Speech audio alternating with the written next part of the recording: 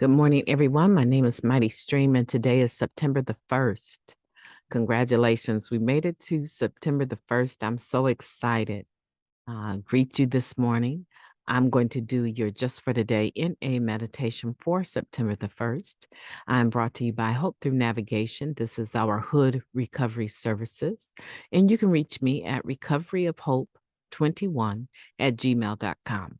And I'm very grateful for all my subscribers. Please, please, please, for every video, be sure to like, listen, subscribe, and send to others. Share it with others. You're already subscribers. Thank you again. But if you have not and you've landed here for the first time, please go ahead and subscribe. You'll get notifications right away of everything that I post. Okay, let's go ahead and get into the Just for Today in a meditation.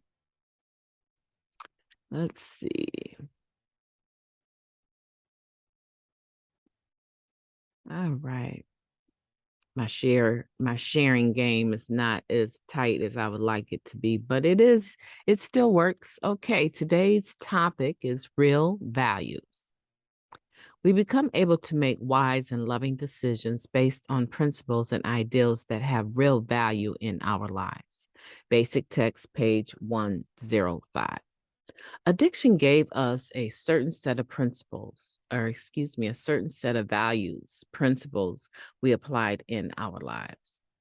You pushed me, one of those values told us, so I pushed back hard. It's mine was another value generated by our disease. Well, okay, maybe it wasn't mine to start with, but I liked it, so I made it mine. Those values are hardly values at all, more like rationalizations. And they certainly didn't help us make wise and loving decisions. In fact, they served primarily to dig us deeper and deeper into the grave we've already dug for ourselves. The 12 steps gives us a strong dose of real values, the kind that help us live in harmony with ourselves and those around us.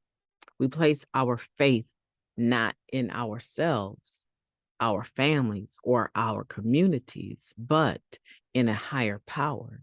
And in doing so, we grow secure enough to be able to trust our communities, our families, and even ourselves.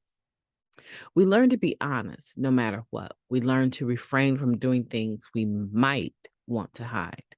We learn to accept responsibilities for our actions. It's mine is replaced with a spirit of selflessness. These are the kind of values that help us become a responsible, productive part of life around us. Rather than digging us deeper into a grave, these values restore us to the world of the living. Just for today, I am grateful for the values I've developed. I am thankful for the ability they give me to make wise, loving decisions as a responsible, productive member of my community. That's a beautiful meditation. Let's take a moment of silence, followed by the we version of the Serenity Prayer. Moment of silence now, please.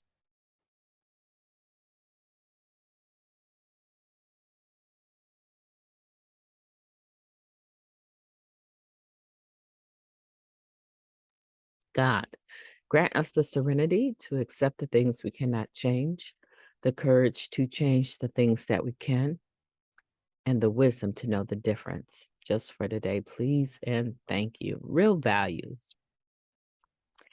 Okay, so here we're talking about how our rationalizations, things that we said we stood on, were actually not values.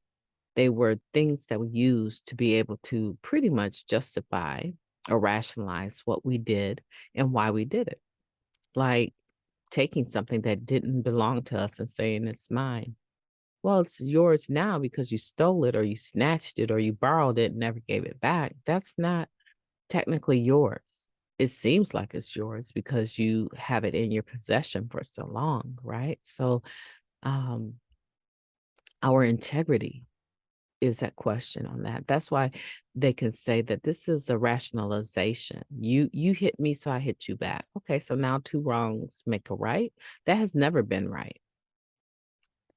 Okay, so, but what about the ability to come into recovery and start trusting our higher power to guide us? We turn our will and our lives over to the care of God as we understood Him. And so, in that turning over, in developing that relationship, and I guarantee you, as with any relationship, the trust factor with our higher power is not always going to be on point. It's not always going to be at 100%, right? Because we're human and we're fallible. So now I am trusting a God to be able to guide and direct me. That takes trust to give the will over to God and then be okay wherever it's steered.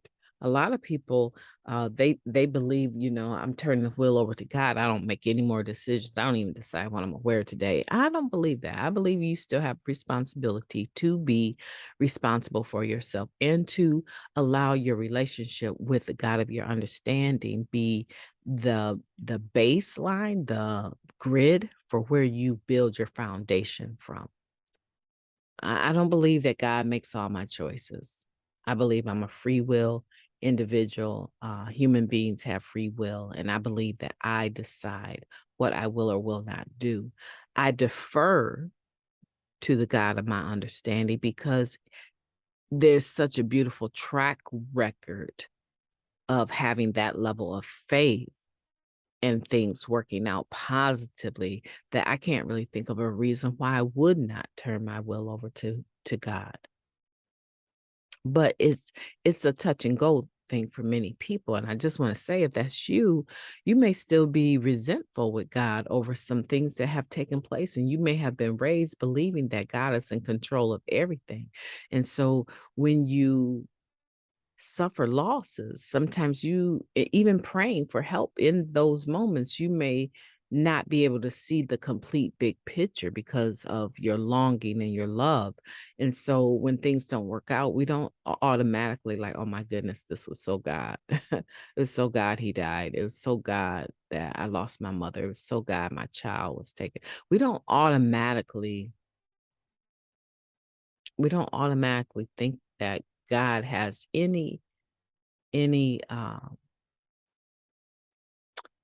play in those situations, right? Because they're so painful. And I'm not sitting here saying that God causes those. I'm saying though that God is able to see a larger picture than we're able to because we are in it. Doesn't mean necessarily that if things turn out the way we think they should go, that it would be beneficial for everyone. I believe that God is a God of balance. God is a God of love. I believe that while on one hand, God is helping me and leading me and guiding me, I also believe on the other hand that the people that I encounter that are in my life, He's doing the exact same thing for them. And so the bottom side of the ball that has the little spout that the air is pushed in through, right? To an onlooker, that ball just looks like a ball that a child is kicking around and playing. But there is one point in that ball that is more sturdy than all the others, and it's where that spout is, right? And that's where the air, the breath, right, goes in to blow that up and make it into a fullness of a 3D circle, if you will, right? Round. And then it is pretty much the same, except for that one little spot. But to an onlooker, you can't tell that. It's just round. It's just a ball. But you know what? If you go 180 degrees around from that spout, you're at the top of that sphere. You're at the top of that ball. And everything in between is really considered a side. If humanity, each one of us, are located on that ball, our location is going to be different than anyone else's. No two people are going to be able to hold the same location on that ball as anyone else. So your angle of how you're looking at a situation is ultimately going to be different than the way that I'm looking at a situation. But when you involve a higher power, I believe God sees it from a different view. And that view isn't a view that is all encompassing, all seeing, nothing is going without notice.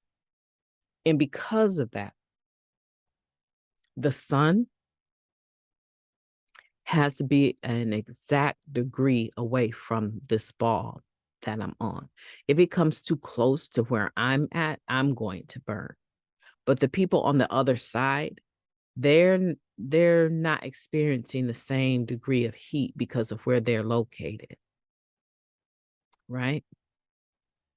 God has to be able to make that sun be of benefit for everyone on the ball.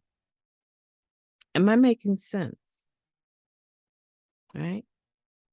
So the point is that I have to get to the point where I trust God to make the best decisions, give me the best direction, considering all of the players on the ball, right? And especially those in my atmosphere.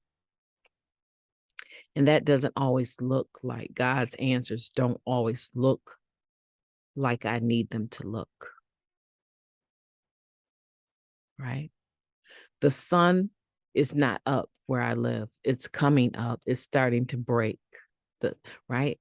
But you can believe my friends over in Kenya and over in India, they have enjoyed the sun for a few hours now.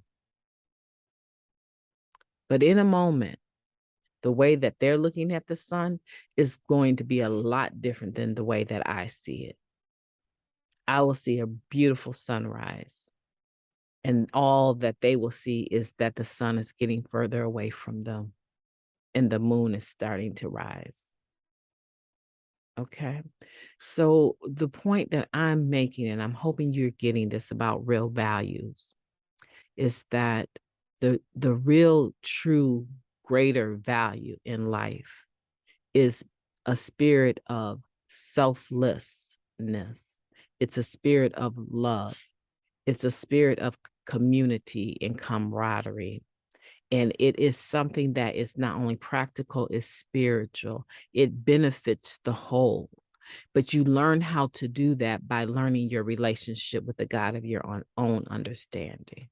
Don't let your family and your community and yourself, the faith that you put in those things be the guiding factor about how you relate to your higher power. Switch it around.